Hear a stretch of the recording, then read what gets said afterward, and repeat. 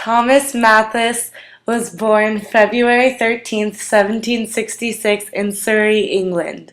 He died December 23rd, 1834.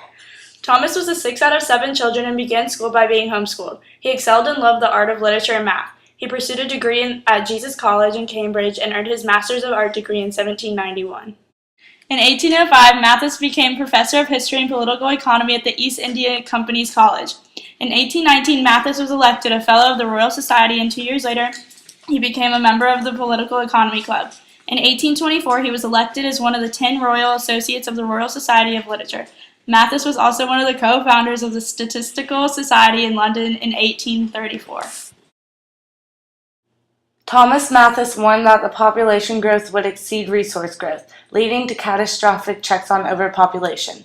This would occur because population grew exponentially while food supply grew analytically. As a solution, Malthus urged moral restraint. People must practice abstinence and have criminal punishments for those who have more children than they can support. Rather than focusing on the individual, he looked at humans as groups of individuals, all of whom were subject to the same basic laws of behavior.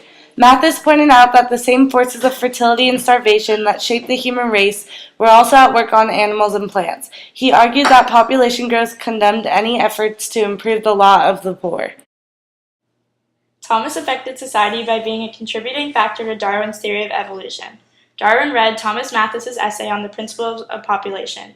In it, Malthus argued that the reproductive rate of humans grow faster than the amount of available resources.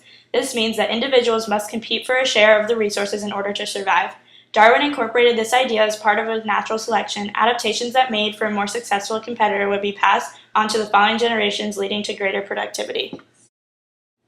The work received wide notice. Malthus argued that infinite human hopes for social happiness must be frivolous, for the rate of population growth will always exceed the rate of production growth.